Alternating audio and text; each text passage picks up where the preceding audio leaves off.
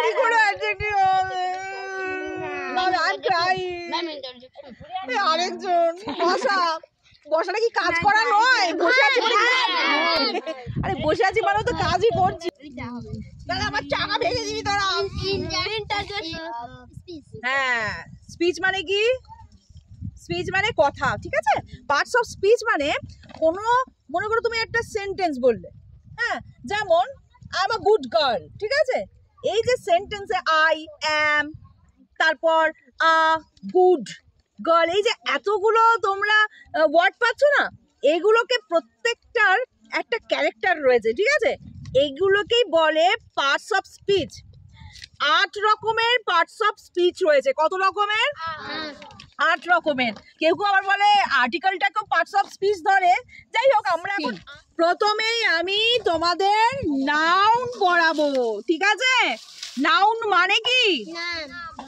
যে কোনো জিনিসের নামকেই আমরা নাউন বলি। Name of anything.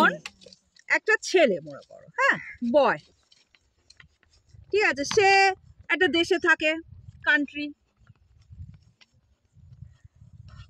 সে একটা গাছের তলায় বসে আছে, ট্রি। এগুলো সবই দেখো পিপল মানে বয়, কান্ট্রি হলো গিয়ে প্লেস, আর থিং গাছ, গাছটা এখানে থিং হচ্ছে, ঠিক আছে? এবার এটা হয়ে গেল কমন নাউন। আর প্রপার নাউন বয়, মনে করো রথিন, তাহলে এটা প্রপার নাউন হয়ে গেল। কান্ট্রি, মনে করো আমি বললাম কোন দেশ? ইন্ডিয়া। গাছের নাম কি? ম্যাঙ্গো। বুঝতে পেরেছো? এটা হলো গিয়ে নাউন।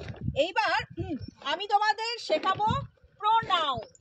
নাউন তার আবার প্রো, সেটা আর কি? নাউনের আগে জুড়ে দিলাম প্রো। সে আর কেউ নয়, নামটাকেই আরেকটু রিপ্লেস করে দিচ্ছে, মানে সরিয়ে দিচ্ছে। মনে করো আমি বললাম যে Shreya is a good girl. Shreya studies in class 7.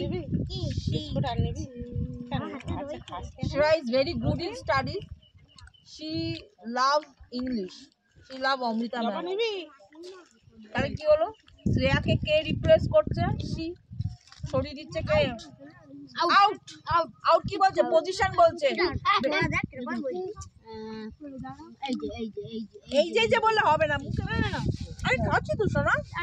আচ্ছা ঠিক আছে, থ্যাংক ইউ। আচ্ছা, ইন্টারজেকশন হয়ে গেল। ওয়াও। এন্ড রতিন এন্ড এর লেখা রয়েছে জবা এন্ড আরে কনজাংশন।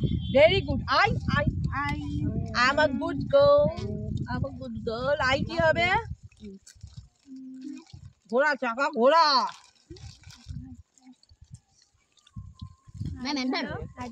মার খাবি না। আউট। হ্যাঁ, ইন্টারজেকশন। ঠিক। চাকাটা ঘোড়া, but conjunction. Very good. Shreya কিন্তু মন দিয়ে শুনেছে।